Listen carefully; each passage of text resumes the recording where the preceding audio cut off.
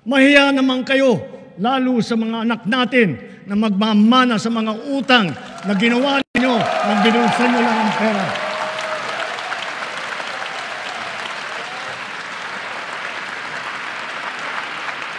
Kailangan natin magsakripisyo upang masiguro na nailayo natin sa kapahamakan ang ating mamamayan dahil mahalaga ang bawat buhay ng Pilipino.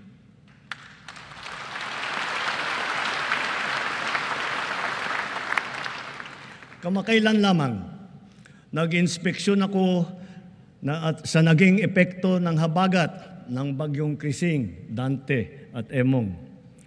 Kitang-kita ko na maraming proyekto para sa flood control ay palpak at gumuho. At yung iba, guni-guni lang. Huwag na po tayo magkunwari.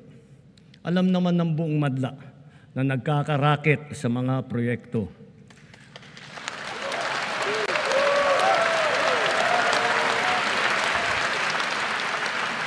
Mga kickback, mga initiative, errata, SOP, for the boys. Kaya sa mga nakikipagsabwatan upang kunin ang pondo ng bayan at nakawin ang kinabukasan ng ating mga mamamayan, mahiya naman kayo sa inyong kapwa Pilipino.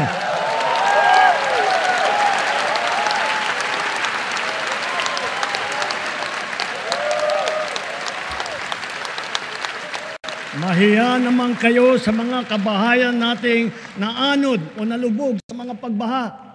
Mahiya naman kayo, lalo sa mga anak natin na magmamana sa mga utang na ginawa ninyo nang binulsan nyo lang ang pera.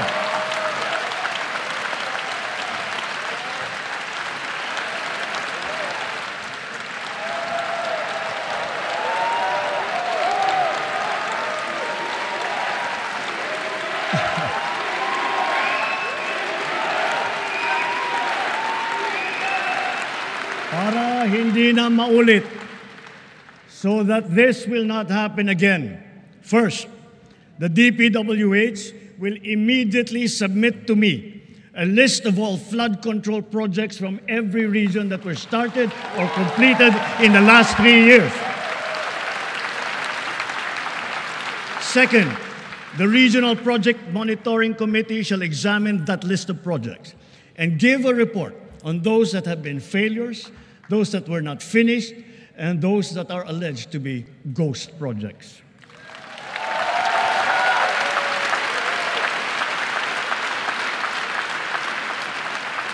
And third, we will publish this list.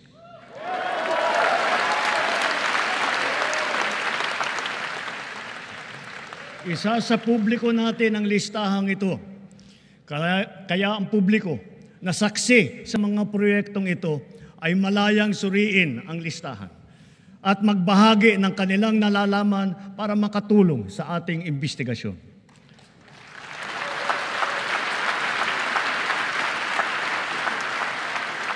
At the same time, there will be an audit and performance review regarding these projects to check, to make sure, and to know how your money was spent.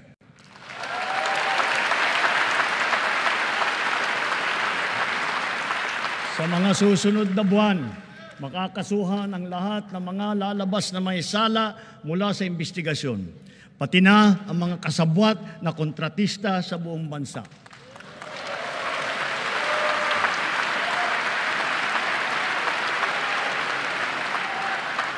Kailangan malaman ng taong bayan ang buong katotohanan.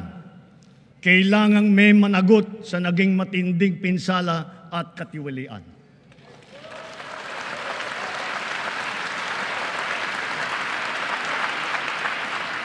Therefore, for the 2026 national budget, I will return any proposed general appropriations bill that is not fully aligned with the national expenditure program.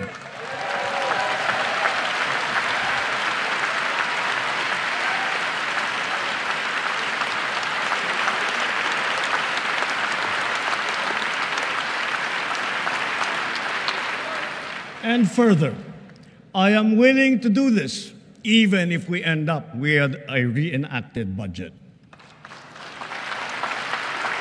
Hindi ko aaprubahan ang kahit anong budget na hindi alinsunod sa plano ng gobyerno para sa sambayanang Pilipino. Mga kababayan, sa paghantong natin sa kalahati ng termino ng administrasyon, susuong tayo sa susunod na 3 taon.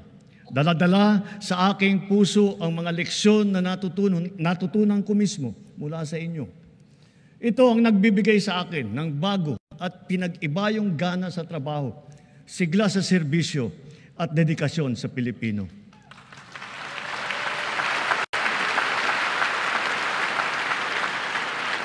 Huwag nating hayaang malihis ang ating pagtuon at pagtahak sa landas ng kaunlaran dahil nasa abot tanaw na natin ito. Ito ang ating dapat na pagtulungan. Ito ang ating dapat na pinagtutunguhan. At kayang-kaya natin ito marating at maisakatuparan. Sa wika ng ating bayani, only he who, from whatever position he occupies, whether high or low, strives for the greatest good possible for his fellow man, possesses true patriotism. Alam po natin sa ating puso kung ano ang tama, kung ano ang mali, kung ano ang mas mahalaga at mas makakabuti sa sarili, sa pamilya at sa ating bayan.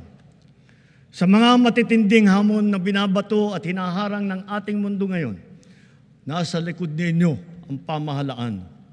At huwag tayong matakot. Huwag tayong titiklop. Huwag tayong mawawalan ng pag-asa. Dahil ang Pilipino ay likas na matapang, magaling, masipag, matibay, at mabuti.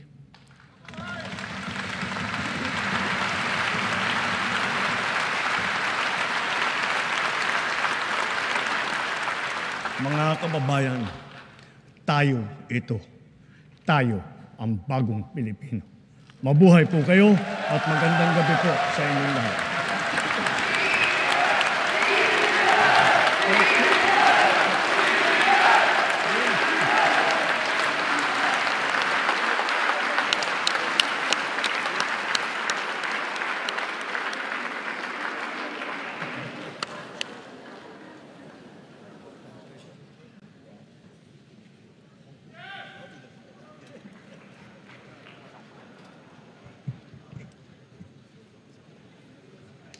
On the part of the Senate, the joint session is hereby adjourned. On the part of the House of Representatives, the joint session is adjourned.